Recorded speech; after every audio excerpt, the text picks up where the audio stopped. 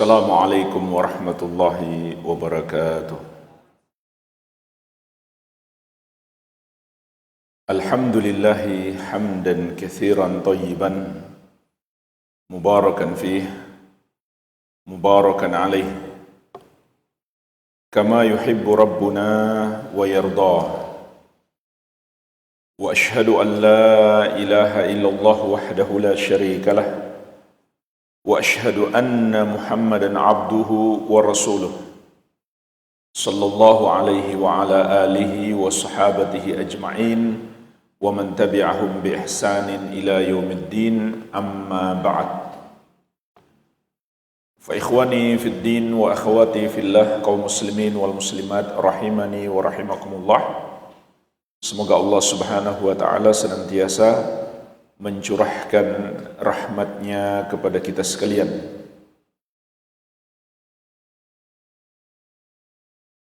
Kita lanjutkan pembahasan ilmu yang paling penting dan paling wajib kita pelajari, ilmu yang paling besar dan paling agung dan paling kuat untuk mengokohkan keimanan kita kepada Allah Subhanahu wa taala, yang dengannya kita lebih mengenal Allah Tabaraka wa taala, yaitu melalui nama-namanya yang maha indah dan sifat-sifatnya yang maha mulia, yang kita ringkas dari kitab Fikih Asmaul Husna disusun oleh Asy-Syekhul Allamah Profesor Dr. Abdul Razak Al-Badar hafizahullahu taala. Memasuki pembahasan Asmaul Husna, nama Allah Subhanahu wa taala yang maha indah, Al-Basir. Artinya Allah Subhanahu wa taala yang maha melihat. Kata penulis hafizahullahu ta'ala, penyebutan Al-Basir di dalam Al-Quran terdapat dalam lebih dari 40 ayat. Jadi nama Allah Al-Basir yang maha melihat termasuk nama yang paling banyak disebutkan di dalam Al-Quran, lebih dari 40 ayat. Di antaranya Allah Subhanahu wa taala berfirman, "Laisa kamitslihi syai'un wa huwas samiul basir." Laisa kamitslihi syai'un wa huwas samiul basir. Tidak ada yang serupa dengan Allah, dan Dia As-Sami' Al-Basir, yang maha mendengar lagi maha melihat. Surat Asy-Syura ayat ke-11. Juga firman Allah Subhanahu wa taala, "Innallaha kana sami'an basira." Sesungguhnya Allah maha mendengar lagi maha melihat. Surat An-Nisa ayat 58. "Wallahu bima ta'maluna basir." Juga firman Allah Subhanahu wa taala, dan Allah maha melihat apa yang kamu kerjakan. Surat Al-Baqarah ayat 265. Dan firman Allah Subhanahu wa taala, "Wallahu basirum bil ibad." Dan Allah maha melihat para hambanya. Surat Ali Imran ayat 15. Juga firman Allah Subhanahu wa taala, "Innahu bikulli syai'in basir." Sesungguhnya Allah maha melihat segala sesuatu. Surat Al-Mulk ayat 19. Dan masih banyak lagi jemaah sekalian ayat-ayat yang menyebutkan nama Allah Subhanahu wa taala Al-Basir. Kemudian penulis rahimahullahu taala menerangkan, "Wal basir ay alladhi yara jami'al mubsarat." Yang dimaksud dengan Al-Basir, yang maha melihat, adalah yang maha mampu melihat segala sesuatu. Wa yubsiru kulla syai'in wa in daqqa wa sagura. Dia melihat segala sesuatu meskipun sangat terperinci dan sangat kecil. Fayubsiru dabiban naml, fayubsiru dabiban namla as-sauda ala sakhrati somma fi lailati dhalma, sehingga dia bisa melihat rayapan seekor semut hitam di atas batu hitam di kegelapan malam. Wa yara majariyal qut fi a'dha'iha. Bahkan Allah Maha mampu melihat bagaimana masuknya makanan di tubuh semut tersebut. Wa yara jaryana dam fi uruqiha. Juga dia mampu melihat aliran darah di urat-uratnya. Wa yubsiru ma tahtal aradin as-sab' kama yubsiru ma fawqas samawati sab'. Dan dia melihat apa yang ada di bawah bumi yang 7, sama seperti dia melihat apa yang ada di atas langit yang 7. Jadi tidak ada bedanya antara Allah melihat apa yang ada di atas langit yang 7 dan apa yang ada di bawah bumi yang 7. Sama, tidak ada yang tersamar bagi Allah. Beda dengan kita. Pandangan kita terhadap yang dekat itu lebih jelas dibandingkan yang jauh. Tapi bagi Allah tidak ada bedanya. Wa yara tabaraka wa ta'ala taqallubatil ajfan wa khiyanatil uyun. Dan Allah Subhanahu wa ta'ala Maha mampu melihat hati kita yang berbolak-balik dan mata yang khianat. Allah Subhanahu wa ta'ala Maha mampu melihat segala sesuatu. Jemaah sekalian,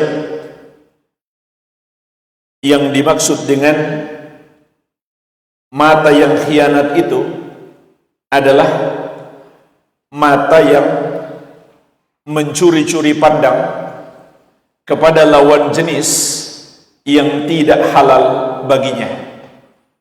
Sebagaimana Allah sebutkan di surat Ghafir ayat ke-19. Ya'lamu kha'inatal a'yun wa ma tukhfis sudur. Allah mengetahui mata yang khianat dan apa yang disembunyikan oleh hati. Jadi tidak ada yang tersembunyi dari pandangan Allah Subhanahu wa ta'ala.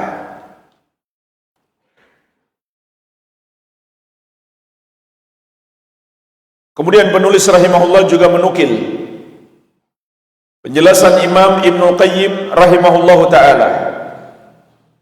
Al-basir alladhi likamali basarihi yara tafasila khalqi dzurrah as-saghirah wa a'da'aha. Allah yang maha melihat karena kesempurnaan penglihatannya, maka dia maha mampu melihat rincian keadaan makhluk berupa semut yang sangat kecil, wa a'dha'aha, dan semua anggota tubuhnya, wa lahmaha, dagingnya, wa damaha, darahnya, wa mukhaha, otaknya, wa uruqaha, dan urat-uratnya. Allah maha mampu melihat semuanya. Wa yara dabibaha ala sakhrati somma fi lailatil dhulma, dan melihat rayapannya di atas batu hitam di kegelapan malam. Artinya Allah Subhanahu wa taala melihat sampai secara detail. Tidak ada yang tersembunyi. Semuanya terlihat oleh Allah Subhanahu wa taala. Oleh karenanya wajib kita mengimani Allah memiliki nama Al-Basir dan sifat yang terkandung di dalamnya. Allah memiliki nama yang maha melihat. Maka Allah maha mampu melihat segala sesuatu. Tidak ada sedikit pun yang tersembunyi dari Allah Subhanahu wa ta'ala.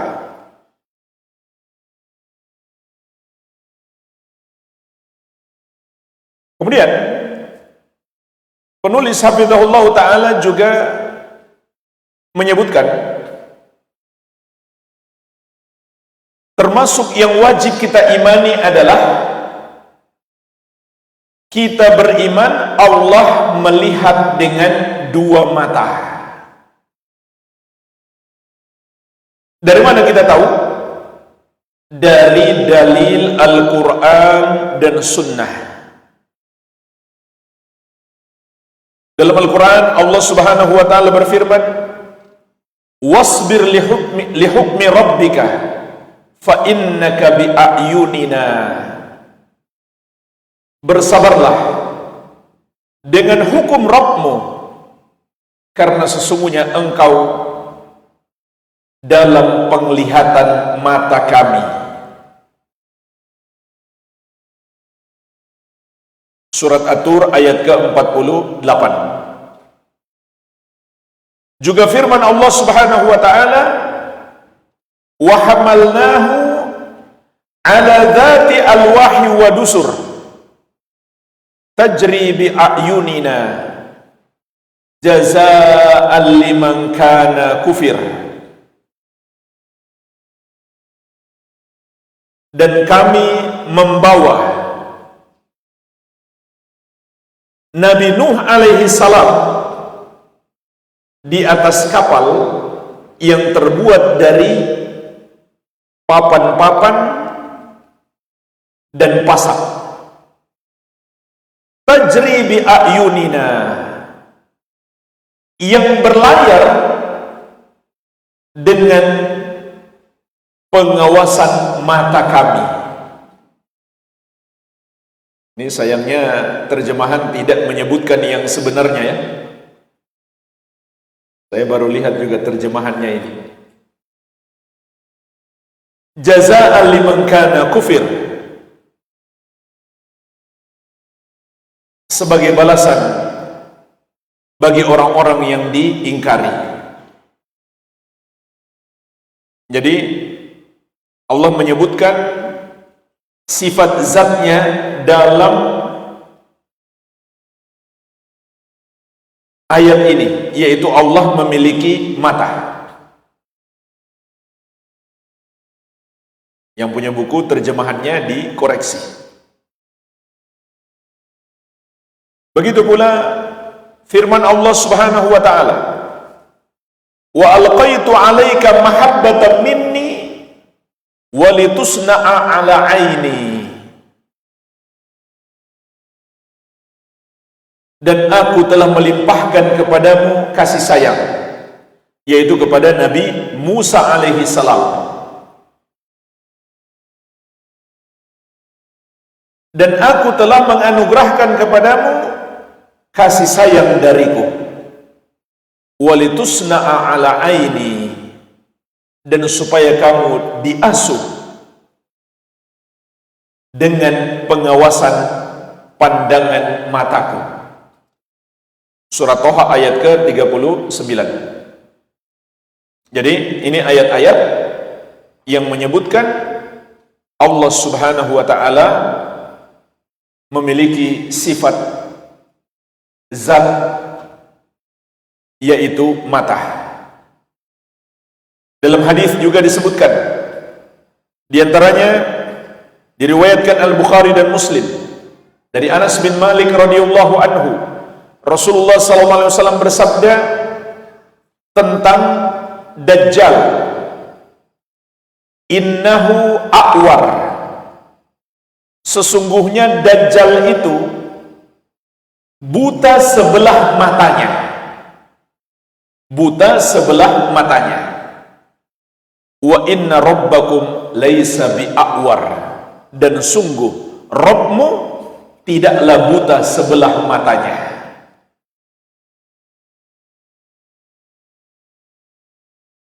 Jadi penyebutan bahwa Dajjal matanya sebelah itu cacat, sedangkan Allah mata sebelahnya tidak cacat, menunjukkan Allah Subhanahu wa ta'ala memiliki dua mata.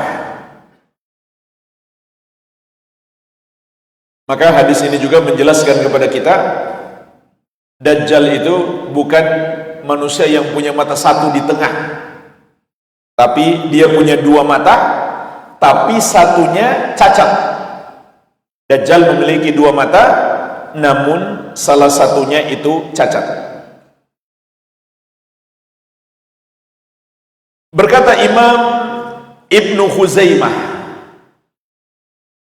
Imam Ibnu Khuzaimah, siapa beliau?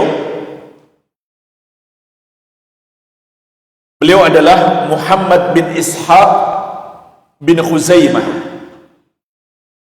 lahir tahun 223 Hijriah. Beliau berguru kepada Yunus bin Abdul A'la. Salah seorang guru beliau adalah Abdul A'la, adalah salah satu murid terbaik Imam Syafi'i. Jadi sanad beliau kepada Imam Syafi'i itu sangat dekat, hanya melewati satu orang. Imam Az-Zahabi rahimahullahu ta'ala di dalam Siyar A'lamin Nubala menerangkan tentang Imam Ibnu Khuzaimah.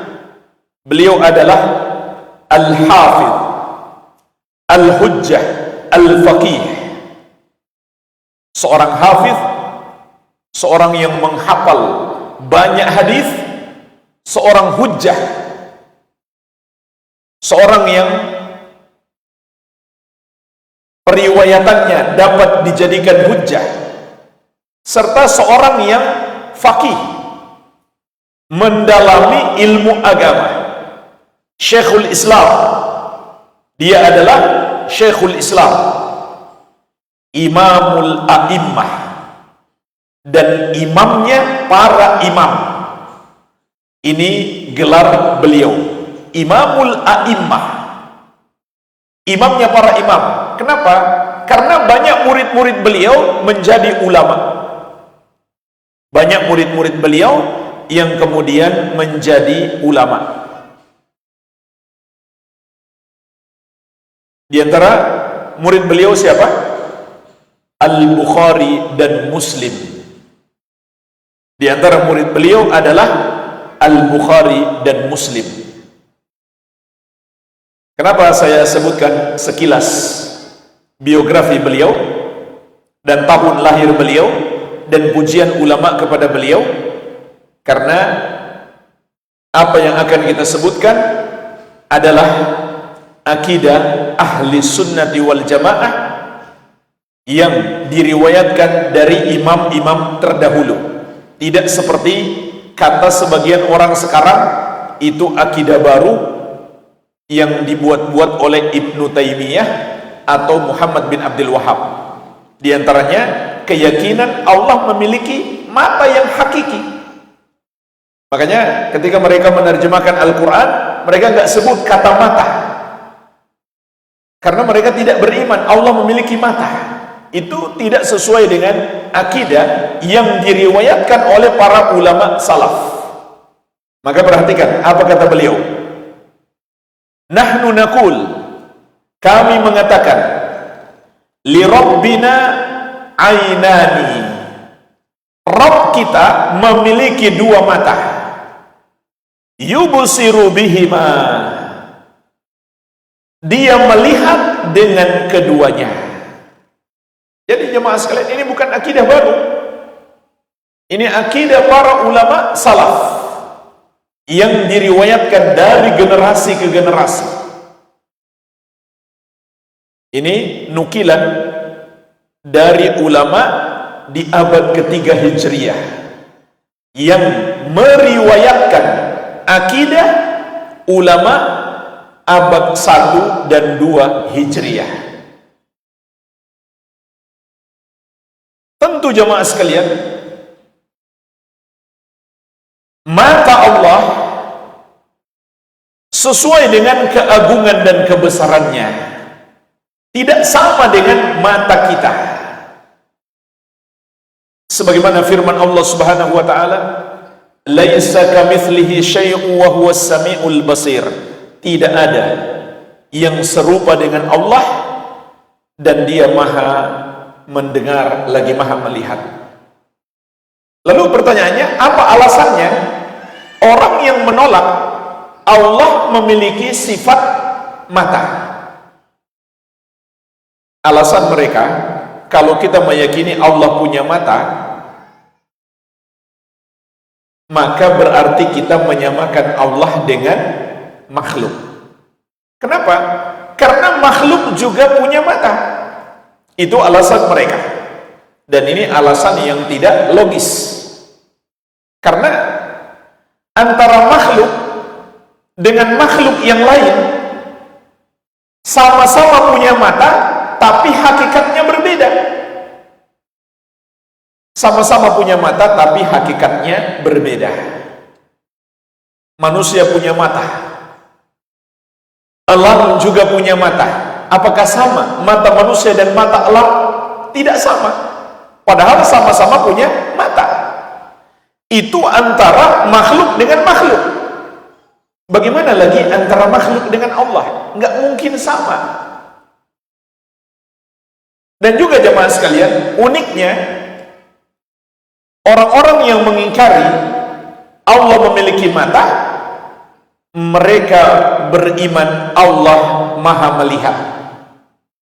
Seperti tertera dalam sifat 20. Di sifat 20 itu kan ada Al-Basar, Allah Maha melihat. Maka kalau kita katakan kepada mereka, bukankah makhluk juga melihat? Ini kita kembalikan kaidah mereka.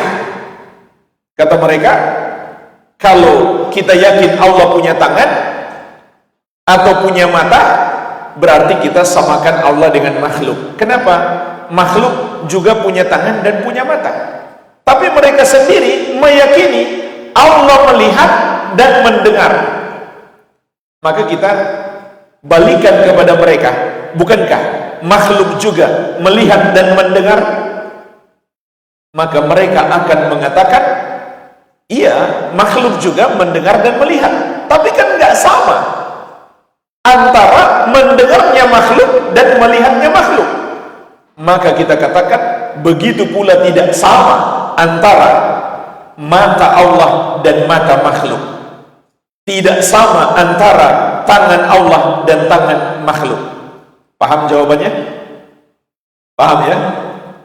Yang belum paham nanti tanya. Jadi mudah menjawab akal-akalan mereka yang sebenarnya tidak logis. Jadi kaidah ahli sunnah dalam mengimani ayat-ayat dan hadis yang berbicara tentang sifat itu adalah membiarkan sesuai dengan zahirnya, sebagaimana kita pelajari dalam kaidah tauhid. Dan ini disepakati ulama ahli sunnah. Kalau Allah mengatakan Allah memiliki mata, kita yakini sesuai dengan zahirnya. Cuma sayangnya di terjemahan yang kita pegang, ini ada di hadapan saya, buku terjemahan milik panitia, itu juga diterjemahkan dengan menakwilkan. Mata dirubah dengan pengawasan. Ini penyimpangan dari akidah generasi salaf. Tapi kalau dia mengatakan pengawasan mata kami, nah itu yang benar. Jadi kata Imam Ibn Khuzaimah rahimahullah ta'ala, nahnu naqul, kami mengatakan, li rabbina ainani yubsiru bihima, Rabb kita memiliki dua mata yang dengannya dia melihat. Ma tahta thara wa tahtal ardi sabi'a as-suflah. Dia maha mampu melihat apa yang ada di bawah tanah dan apa yang ada di bawah bumi yang tujuh yang paling bawah. Wa ma fis samawati wa ma bainahuma, serta dia maha mampu melihat apa yang ada di langit-langit dan apa yang ada di antara langit dan bumi. Min saghirin wa kabirin, baik itu kecil maupun besar. La yakhfa alaihi khafiyah, tidak ada satupun yang tersembunyi darinya. Fahuwa ta'ala yara ma fi jawfil bihar wa lujajiha, maka Allah maha mampu melihat apa yang ada di kedalaman laut dan di kegelapannya. Kama yara arsyahu alladhi huwa mustawin alaih, sebagaimana dia melihat arsy-Nya yang di atasnya dia beristiwa. Artinya jemaah sekalian, tidak ada bedanya antara Allah melihat apa yang ada di bawah bumi yang paling bawah yang ketujuh, maupun apa yang ada di atas langit, apa yang ada di kedalaman lautan dan di kegelapannya, dan apa yang ada di atas arsy. Itu nggak ada bedanya penglihatan Allah subhanahu wa ta'ala. Dialah Allah subhanahu wa ta'ala Al-Basir, yang maha melihat dengan kedua matanya. Kemudian penulis hafizahullah ta'ala juga menyebutkan konsekuensi keimanan kepada nama Allah Al-Basir. Konsekuensinya adalah kita tunduk patuh kepada perintahnya dan selalu hadirkan dalam hati kita bahwa dia selalu melihat dan mengawasi kita. Dan hendaklah kita berbuat ihsan dalam ibadah, yaitu melakukan ibadah yang terbaik. Kenapa? Karena kita sedang dilihat, dinilai, diawasi oleh Allah subhanahu wa ta'ala, dan menjauhi dari perbuatan maksiat dan dosa-dosa. Ini jamaah sekalian konsekuensinya. Contoh, tatkala kita membuka HP kita saat bersendirian, disitulah terlihat kita benar-benar beriman bahwa Allah maha melihat atau tidak. Tatkala kita membuka HP di kesendirian, di dalam kamar seorang diri, apakah yang kita nonton di YouTube, di medsos, sesuai dengan keridhaan Allah, ataukah yang membuat Allah murka? Maka disitulah ujian kita. Kalau di hadapan manusia, bisa saja kita nggak menonton yang buruk-buruk hanya karena manusia. Tapi ketika kita bersendirian, hanya antara kita dengan Allah, maka apa yang kita tonton? Kalau kita membuka medsos misalkan, lewat orang nge-share video drakor, sebelum kita pencet untuk melihat video tersebut, maka hadirkan di hati kita, apa yang saya lakukan ini, apa yang saya lihat, Allah sedang mengawasi, Allah sedang melihat. Maka kita pun nggak jadi pencet. Kenapa? Itu adalah tontonan yang haram, yang tidak pantas dilihat oleh seorang muslim atau muslimah. Kalau perlu kita blokir yang suka nge-share video-video yang tidak bagus. Demikian jemaah sekalian. Dalam setiap amalan kita lakukan yang terbaik. Tatkala kita sholat, kita berusaha melakukan sholat yang terbaik, yang paling khusyuk, yang paling tepat waktu, yang sesuai petunjuk Nabi Muhammad SAW, yang ikhlas, karena Allah Maha melihat, bukan hanya melihat gerakan fisik kita, bahkan Allah melihat apa yang ada di hati kita. Maka baik secara zahir maupun secara batin, kita hadirkan solat yang terbaik, karena Allah sedang melihat. Jangan sampai kita bekerja, jika di hadapan pimpinan kita di kantor, maka kita pun melakukan yang terbaik,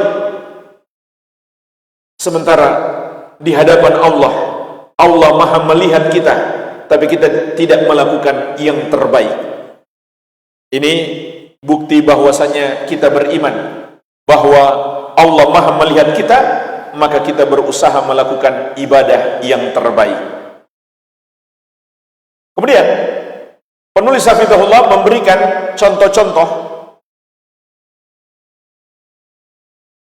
bagaimana Allah menyebutkan ayat-ayatnya di dalam Al-Quran dan menutup ayat-ayat tersebut dengan namanya Al-Basir, sehingga kandungan ayat-ayat itu sangat terkait erat dengan nama Allah Al-Basir. Dan di dalam ayat-ayat ini ada konsekuensi keimanan kita kepada Allah Al-Basir. Di sini beliau berikan 8 contoh dari lebih dari 40 ayat dalam Al-Quran. Beliau menyebutkan 8 saja. Yang pertama, surat Al-Hajj ayat ke-61. Allah Subhanahu wa taala berfirman, "Dzalika bi anna Allaha yulijul laila fin nahari wa yulijun nahara fil lail wa anna Allaha sami'un basir." Yang demikian itu, bahwasanya Allah dialah yang memasukkan malam ke dalam siang, dan dialah yang memasukkan siang ke dalam malam, dan bahwasanya Allah Sami'un Basir, Maha mendengar lagi Maha melihat. Maksud ayat ini jamaah sekalian menjelaskan kepada kita Allah yang menguasai waktu, Allah yang mengatur waktu. Dialah yang mendatangkan waktu siang, dia pula yang mendatangkan waktu malam. Apabila dia mendatangkan waktu siang, tidak ada yang bisa mencegahnya untuk tetap malam. Apabila dia mendatangkan waktu malam, tidak ada yang bisa mencegahnya untuk tetap siang. Kalau begitu, Allah juga yang menguasai apa yang terjadi di antara waktu-waktu tersebut. Peredaran waktu dan apa yang terjadi padanya, Allah Maha menguasainya, sehingga Dia Maha mendengar dan Maha melihat apa yang terjadi padanya. Oleh karenanya, maksudnya di sini tidak ada bedanya bagi kita, mau siang mau malam, Allah mendengar dan melihat apa yang kita kerjakan. Jadi Jangan sampai kita hanya taat kepada Allah di waktu siang karena banyak orang yang lihat. Di waktu malam saat sepi kita kemudian bermaksiat kepada Allah, padahal nggak ada bedanya bagi Allah. Tidak ada bedanya bagi Allah, mau siang mau malam, pandangan Allah kepada kita itu sama. Penglihatan Allah kepada kita tidak berubah, tidak tersamar karena waktu malam. Ini maknanya, konsekuensi kita beriman kepada nama Allah Al-Basir. Kemudian yang kedua, surat Asy-Syura ayat ke-27. Allah Subhanahu wa taala berfirman, "Walau basatallahu rizqa li'ibadihi labaghaw fil ardi walakin yunazzilu biqadari ma yasha innahu bi'ibadihi khabirum basir." Seandainya Allah Subhanahu wa taala melapangkan rezeki bagi hamba-hambanya, tentulah mereka akan melampaui batas di muka bumi. Yaitu sebagian orang kalau dikasih rezeki yang melimpah malah bermudarat baginya. Dia akan berbuat melampaui batas di muka bumi. Walaki yunazzilu biqadari ma yasha, akan tetapi Allah menurunkan rezeki sesuai dengan kadar yang Dia kehendaki. Innahu bi'ibadihi khabirum basir, sesungguhnya terhadap hamba-hambanya Allah Maha mengetahui lagi Maha melihat. Maka dalam ayat ini Allah Subhanahu wa taala mengingatkan kita bahwa Dia Maha mengetahui keadaan para hambanya. Dia Maha mendengarkan serta Maha melihat mereka. Dan Dia lebih mengetahui apa yang bermaslahat untuk mereka. Apakah kekayaan atau kemiskinan? Oleh karenanya jemaah sekalian, baik dalam keadaan kita berkecukupan atau kekurangan, hendaklah kita yakin Allah melihat kita dan kita tetap bertakwa kepadanya. Kemudian yang ketiga, surat At-Taghabun ayat ke-2. Allah Subhanahu wa taala berfirman, "Huwallazi khalaqakum faminkum kafirun wa minkum mu'min. Wallahu bima ta'maluna basir." Dialah yang menciptakan kamu, maka di antara kamu ada yang kafir dan di antara kamu ada yang beriman, dan Allah Maha melihat apa yang kamu kerjakan. Ayat ini mengingatkan kita, sama saja baik dia mukmin maupun kafir, Allah melihat apapun amalan kita, Allah Maha melihat. Dan ayat ini juga bermakna apabila Allah melihat, berarti Allah akan membalas sesuai dengan amalan kita. Oleh karenanya, sebagai konsekuensinya, kita semakin takut kepada Allah Subhanahu wa ta'ala. Kemudian yang keempat, surat Fussilat ayat ke-40. Allah Subhanahu wa ta'ala berfirman, "Innal ladzina yulhiduna fi ayatina la yakhfawna 'alaina." Sesungguhnya orang-orang yang melakukan ilhad, melakukan penyimpangan pada ayat-ayat kami, maka mereka tidaklah tersembunyi atas kami.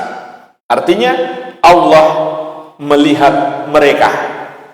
Afaman yulqa finnari khairun amma ya'ti amina yaumal qiyamah.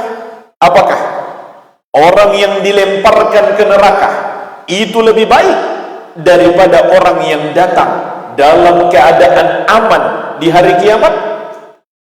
Tentu yang aman itu lebih baik. I'malu ma syi'tum, beramalah sesukamu. Artinya ini kalimat ancaman.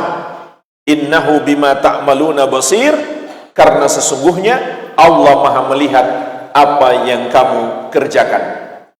Jadi jemaah sekalian, ayat ini berbicara secara khusus tentang orang-orang yang melakukan ilhad, penyimpangan terhadap ayat-ayat Allah Subhanahu wa taala. Ini ada faedah penting. Apa yang dimaksud dengan ilhad, penyimpangan terhadap ayat-ayat Allah Subhanahu wa taala? Imam Al-Allamah Ibnu Utsaimin rahimahullah dalam tafsir beliau menjelaskan, ayat Allah itu ada dua. Ayat Allah itu ada dua. Yang pertama ayat kauniyah. Yang kedua ayat syar'iyah. Ayat kauniyah artinya semua ciptaan Allah. Semua ciptaan Allah itu adalah ayat-ayatnya. Apa makna ayat di sini jemaah sekalian? Artinya tanda-tanda keagungan dan kebesaran Allah. Itu terdapat pada semua makhluk yang Dia ciptakan. Sehingga seluruh makhluk disebut ayat kauniyah. Yang kedua ayat syar'iyah. Ayat syar'iyah itu mencakup Al-Quran dan Sunnah. Ayat syar'iyah mencakup Al-Quran dan Sunnah. Nah sekarang, apa yang dimaksud dengan melakukan ilhad, penyimpangan terhadap ayat-ayat Allah? Maka penyimpangannya terdapat dalam dua ayat. Penyimpangan yang pertama pada ayat kauniyah, bentuknya ada tiga. Penyimpangan pada ayat kauniyah bentuknya ada tiga. Yang pertama, menisbatkannya kepada selain Allah. Contoh orang yang mengatakan bahwa langit itu tercipta hanya berdasarkan kekuatan tabiat. Bumi ini tercipta hanya berdasarkan kekuatan tabiat, bukan Allah yang menciptakan. Atau orang mengatakan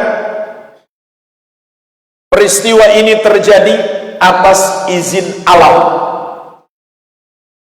Padahal Allah yang menciptakan peristiwa itu. Segala sesuatu Allah yang menciptakan. Manusia dan semua peristiwa yang terjadi padanya itu semua ciptaan Allah. Maka ini adalah ilhad, menisbatkan makhluk Allah kepada selain Allah. Ini yang pertama.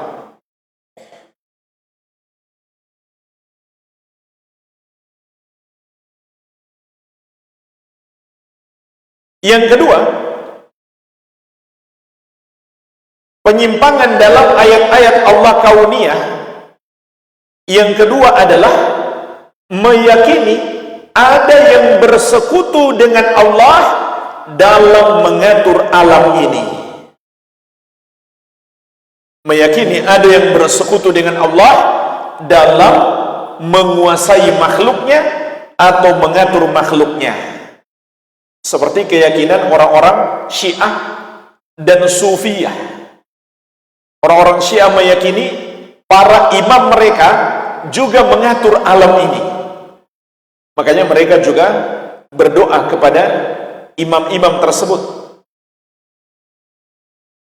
Orang-orang Sufi meyakini ada wali-wali khusus, wali-wali spesial yang ikut mengatur alam ini. Maka ini adalah ilhad dan ini adalah kekufuran.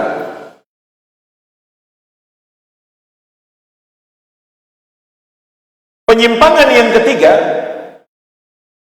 dalam ayat Allah kauniyah adalah meyakini ada yang membantu Allah dalam penguasaan dan pengaturan ayat kauniyah. Jadi seakan-akan Allah lemah untuk mengatur urusan langit dan bumi dan apa yang ada di dalamnya, sehingga butuh ada yang membantu Allah. Inilah jemaah sekalian, 3 bentuk ilham pada ayat kauniyah. Yang kedua, ilham atau penyimpangan pada ayat syar'iyah, yaitu pada Al-Quran dan Sunnah. Juga ada 3 macam. Yang pertama, mendustakannya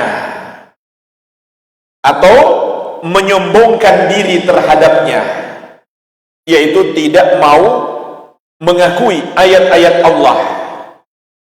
Contoh, orang yang tidak mengakui ayat-ayat yang berbicara tentang syariat berhaji, sehingga dia mengatakan haji itu kan hanya budaya jahiliyah. Buktinya di masa jahiliyah mereka juga sudah melakukan haji. Maka berarti dia orang yang mendustakan ayat-ayat Allah. Begitu pula orang yang mendustakan ayat-ayat tentang hijab bagi wanita muslimah. Dia menganggap jilbab itu hanya budaya Arab. Maka dia adalah orang yang melakukan ilhad, penyimpangan di dalam ayat-ayat Allah Subhanahu wa ta'ala. Yang kedua, yang dimaksud dengan ilhad, menyimpang dalam ayat-ayat Allah syar'iyah adalah menyelewengkan maknanya. Dan ini yang paling banyak terjadi, menyelewengkan maknanya. Artinya, dia pahami atau dia tafsirkan suatu ayat atau satu hadis tidak sesuai dengan kebenaran, tidak seperti yang dipahami oleh Rasulullah SAW dan para sahabat atau para ulama salaf. Nah, tadi sudah kita berikan contoh sesuai dengan pembahasan kita. Allah mengabarkan dia memiliki mata, mereka tafsirkan lain. Mereka bilang itu bukan mata beneran, tapi maksudnya penjagaan Allah, pengawasan Allah, pemeliharaan Allah. Mereka tidak beriman Allah memiliki mata. Allah mengabarkan dia memiliki tangan. Mereka mengatakan itu bukan tangan beneran. Maksudnya Allah memiliki kekuatan atau Allah memberikan nikmat. Maka tafsir-tafsir seperti ini tidak sesuai dengan pemahaman para sahabat radhiyallahu taala anhum ajma'in. Dan kita sudah sering mempelajari bahwa jalan keselamatan itu hanya satu. Memahami Al-Quran yang benar, pemahaman yang benar itu hanya satu, mengikuti Rasulullah SAW dan para sahabat radhiyallahu taala anhum ajma'in.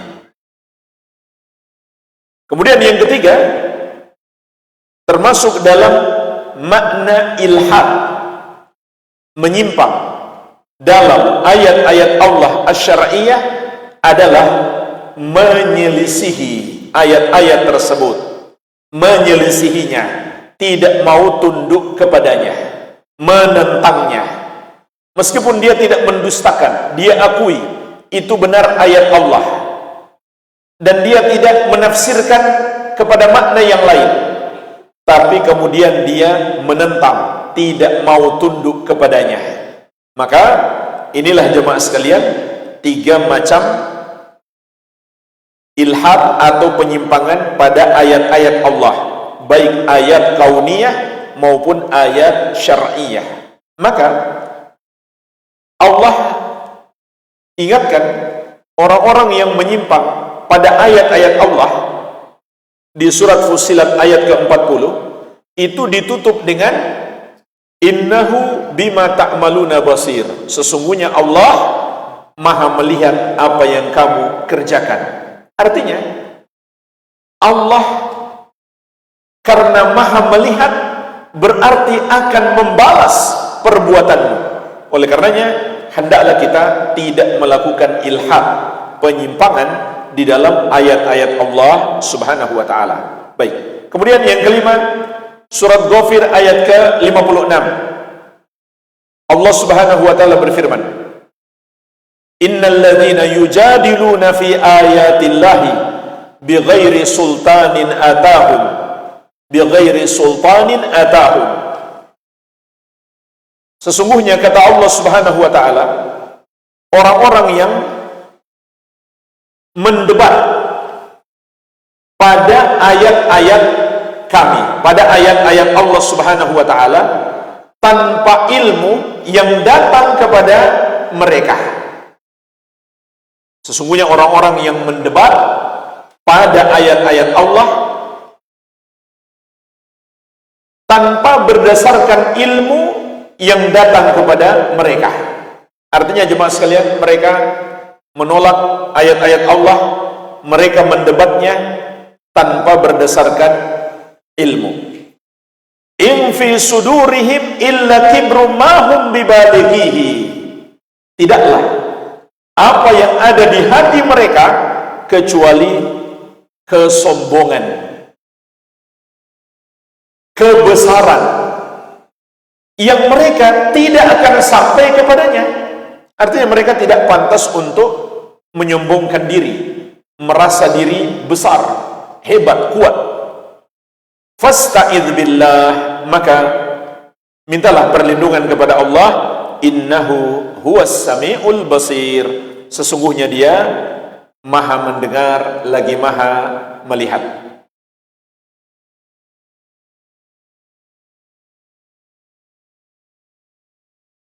Jadi ayat ini juga sama dengan ayat sebelumnya, terkandung ancaman bagi orang-orang yang menentang ayat-ayat Allah Subhanahu wa taala. Setelah Allah menyebutkan tentang perbuatan mereka, lalu ditutup dengan namanya Al-Basir, bahwa Allah maha melihat.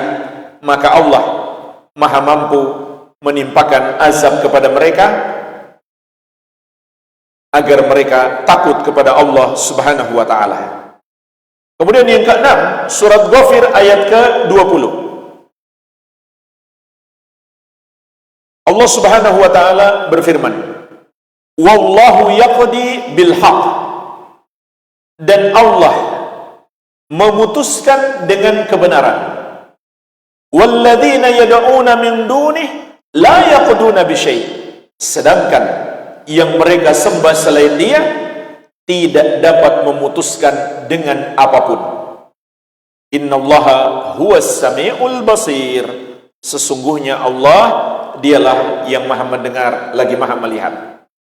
Maksud ayat ini jemaah sekalian adalah celaan terhadap orang-orang yang menyembah kepada selain Allah, yang tidak bisa melakukan apa-apa. Yang seharusnya disembah adalah As-Sami' Al-Basir, yang maha mendengar lagi maha melihat.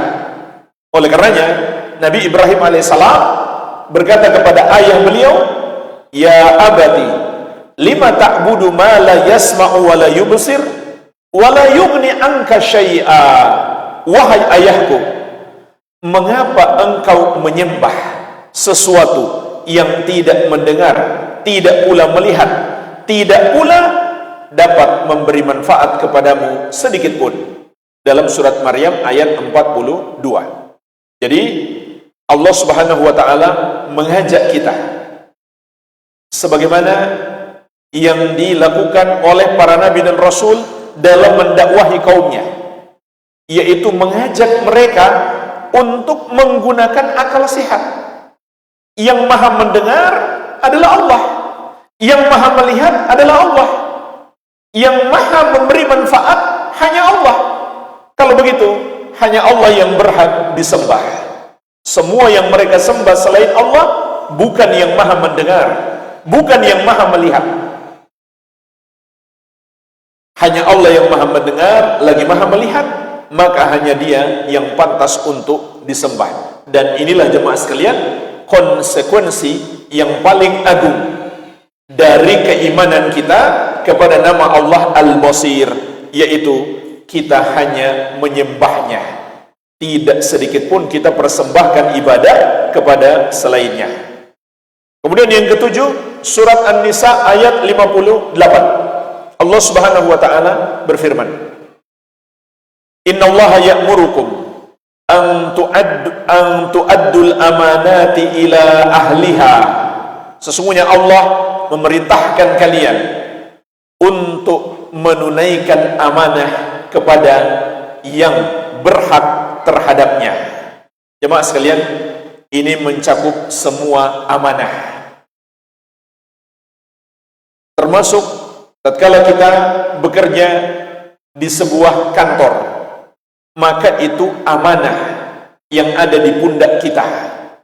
Maka Allah perintahkan kepada kita untuk menunaikannya. Wa idza hakamtum bainan nas an tahkumu bil adl. Dan Allah juga memerintahkan kepada kalian, apabila kalian menghukum di antara manusia, hendaklah kalian berhukum dengan keadilan. Hendaklah kalian memutuskan dengan adil. Innallaha ni'imma ya'idzukum bih. Sesungguhnya Allah adalah yang sebaik-baiknya memberikan pengajaran kepadamu. Innallaha kana sami'an basira. Sesungguhnya Allah Maha mendengar lagi Maha melihat. Jadi setelah Allah menyuruh kita untuk menunaikan amanah dan berlaku adil dalam hukum maupun dalam semua sisi kehidupan kita, hendaklah kita berlaku adil, termasuk kepada anak-anak kita. Hendaklah kita berlaku adil. Maka setelah itu Allah ingatkan, Dia Maha mendengar lagi Maha melihat. Jadi kalau kita mencoba untuk tidak amanah, ingatlah Allah Maha mendengar lagi Maha melihat. Kalau kita mau mencoba-coba untuk tidak adil, ingatlah Allah Maha mendengar lagi Maha melihat. Kemudian yang ke-8, ini yang terakhir, surat Al-Baqarah ayat 110. Allah Subhanahu wa taala berfirman, "Wa aqimus salata wa atuz zakah." Dan tegakkanlah salat dan tunaikanlah zakat. "Wa ma tuqaddimu li anfusikum min khairin tajiduhu indallah." Dan apa saja kebaikan yang kamu berikan atau kamu amalkan untuk dirimu sendiri, maka kamu akan mendapatkannya kelak di sisi Allah Subhanahu wa taala sebagai balasan yang terbaik. Innallaha bima ta'maluna basir. Sesungguhnya Allah Maha melihat apa saja yang kamu kerjakan. Jadi setelah Allah memerintahkan kepada kita untuk melakukan sholat dan berpuasa dan melakukan amal-amal soleh, maka Allah Subhanahu wa ta'ala mengingatkan kita bahwa Dia Maha melihat apa yang kita kerjakan. Artinya, lakukanlah dengan sebaik-baiknya dan yakin pasti Allah berikan balasan, karena Allah melihat apa yang kita kerjakan. Enggak mungkin Allah sia-siakan. Maka jemaah sekalian, inilah contoh 8 ayat yang menyebutkan tentang amalan-amalan, baik itu amal soleh yang harus kita kerjakan, ataupun sebaliknya perbuatan dosa yang harus kita jauhi, seringkali ditutup dengan nama Allah Al-Basir, yang Maha melihat, untuk mengingatkan kita semua yang kita kerjakan Allah Maha melihat dan pasti Allah berikan pembalasan. Maka kalau ini selalu kita hadirkan dalam hati kita, niscaya kita akan mencapai derajat ihsan. Di dalam pembahasan kitab Thalathatul Usul, derajat ihsan itu adalah tingkatan agama yang paling tinggi. Tingkatan agama itu ada 3, sesuai dengan hadis Jibril yang diriwayatkan Imam Muslim. Terdapat pada hadis Arba'in yang kedua. Tingkatan yang pertama adalah Islam, mencakup amalan-amalan zahir. Tingkatan yang kedua adalah iman, mencakup amalan-amalan batin. Tingkatan yang ketiga, ini yang paling tinggi, tingkatan ihsan, Ihsan itu maknanya melakukan yang terbaik pada amalan zahir maupun amalan batin. Jadi mengapa ihsan menjadi tingkatan yang paling tinggi? Karena ihsan itu maknanya melakukan yang terbaik pada amalan zahir maupun amalan batin. Sehingga ketika Nabi SAW ditanya tentang ihsan, maka beliau bersabda, ihsan itu adalah an ta'budallaha ka'annaka tarahu fa in lam takun tarahu fa innahu yaraka. Engkau beribadah kepada Allah seakan-akan engkau melihatnya. Namun apabila engkau tidak bisa melihat Allah, maka sesungguhnya Allah melihatmu. Jadi ihsan itu ada dua tingkatan. Al-musyahadah dan al-muraqabah. Tingkatan yang tertinggi adalah al-musyahadah.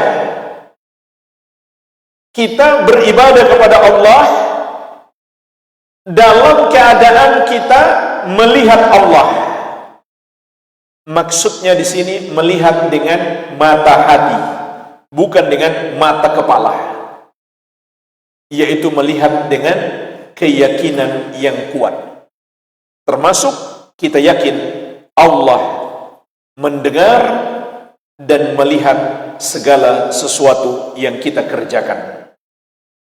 Tingkatan yang kedua, yang lebih rendah adalah al-muraqabah, yaitu meyakini Allah selalu mengawasi kita. Jadi kalau kita mengimani Allah memiliki nama Al-Basir, lalu kita amalkan konsekuensinya, maka kita akan sampai kepada derajat ihsan. Imam Ibn Rajab rahimahullah menyebutkan sebuah kisah. Rawada rajulun imra'atan fi falatin lailan. Seorang laki-laki berusaha menggoda seorang wanita di tengah padang pasir di waktu malam. Fa'abad, namun wanita itu menolak. Faqala laha, lalu sang laki-laki menjawab, ma yarana illal kawakib, tidak ada yang melihat kita kecuali bintang-bintang di langit itu saja. Qalat, maka sang wanita itu berkata, fa aina muqawqibuha, kalau begitu di manakah yang menciptakan bintang-bintang itu? Tentu dia maha melihat kita. Maka dengan keyakinan ini menyelamatkan mereka dari perbuatan maksiat. Meskipun kita sudah berduaan atau bersendirian, namun Allah Subhanahu wa taala Maha mampu melihat kita. Tidak ada yang tersembunyi dari Allah Subhanahu wa taala. Jadi jemaah sekalian, jangan sampai seakan-akan manusia lebih kita takuti daripada Allah Subhanahu wa taala. Kenapa? Karena ketika di hadapan manusia kita bertakwa kepada Allah. Tapi ketika hanya antara kita dengan Allah, hanya Allah yang melihat kita, kita kemudian berani berbuat maksiat kepada Allah, seakan-akan manusia lebih kita takuti daripada Allah Subhanahu wa taala. Dan apabila itu benar-benar terjadi di hati seseorang bahwa dia lebih takut kepada manusia daripada Allah, maka itu adalah sifat orang munafik yang Allah ingatkan di surat An-Nisa ayat 108. Yastakhfuna minan nas wala yastakhfuna minallah. Mereka bersembunyi dari manusia dan mereka tidak bersembunyi dari Allah Subhanahu wa taala. Artinya mereka takut berbuat dosa di hadapan manusia, tapi ketika di hadapan Allah saja mereka seakan tidak takut untuk berbuat dosa. Dan mereka inilah jemaah sekalian yang diingatkan oleh Nabi sallallahu alaihi wasallam dalam sebuah hadis yang diriwayatkan oleh Imam Ibnu Majah dari Thauban radhiyallahu anhu. Nabi sallallahu alaihi wasallam mengatakan, la a'lamanna aqwaman min ummati ya'tuna yaumal qiyamah bihasanatin amthali jibali tihamah bidon. Sungguh, kata Nabi sallallahu alaihi wasallam, aku mengetahui beberapa kaum dari umatku ya'tuna yaumal qiyamah bihasanatin, yang akan datang di hari kiamat dengan membawa banyak sekali kebaikan. Amsal jibali tihamah bidon, yang kebaikan mereka seperti gunung-gunung Tihamah yang putih. Artinya sangat banyak amal kebaikan mereka. Fayaj'aluha Allahu azza wa jalla haba'an manthura. Namun Allah menjadikan kebaikan-kebaikan mereka itu hanya seperti debu-debu yang berterbangan. Artinya tidak bernilai. Allah hapus kebaikan mereka. Qala Thauban, sahabat yang mulia Thauban radhiyallahu anhu kemudian bertanya, ya Rasulullah, sifhum lana, jallihim lana, alla nakuna minhum wa nahnu la na'lam. Wahai Rasulullah, tolong sifatkan tentang mereka kepada kami. Jelaskan sifat-sifat mereka agar kita tidak termasuk bagian dari mereka dalam keadaan kita tidak sadar. Qala, maka beliau bersabda, ama innahum ikhwanukum wa min jildatikum. Ketahuilah, mereka adalah saudara-saudaramu yang kulitnya sama denganmu. Wa ya'khuduna minal lail kama ta'khudun, dan mereka beribadah di waktu malam sebagaimana kalian melakukannya. Walakinnahum aqwamun idza khalau bi maharimillah intahakuha. Akan tetapi mereka adalah orang-orang yang apabila menyendiri mereka pun melanggar larangan-larangan Allah Subhanahu wa ta'ala. Inilah jemaah sekalian bahayanya sifat kemunafikan. Jadi di hadapan manusia mereka rajin beramal, ketika menyendiri mereka berbuat maksiat. Maka amalan-amalan mereka yang besar bagaikan gunung Tihamah kelak akan dihapus oleh Allah Subhanahu wa ta'ala, atau hanya seperti debu-debu yang berterbangan. Jadi kalau kita benar-benar beriman Allah Subhanahu wa ta'ala Al-Basir, yang maha melihat, sama saja bagi kita apakah taat kepada Allah di hadapan manusia ataukah ketika bersendirian. Karena Allah maha melihat kita dimanapun, kapanpun kita berada. Tidak ada yang tersembunyi dari Allah Subhanahu wa ta'ala sedikit pun. Semoga Allah menjadikan kita orang-orang yang selalu bertakwa kepadanya, baik di keramaian maupun saat bersendirian. Karena ini cobaan berat bagi kita di masa sekarang, terutama melalui gadget kita. Semua akses kepada perbuatan maksiat sangat mudah kita dapatkan melalui gadget kita hari ini. Maka penting kita menguatkan keimanan, terutama melalui nama-nama dan sifat-sifat Allah Subhanahu wa ta'ala. Walhamdulillah, semoga bermanfaat. Wabillahi at-taufiq.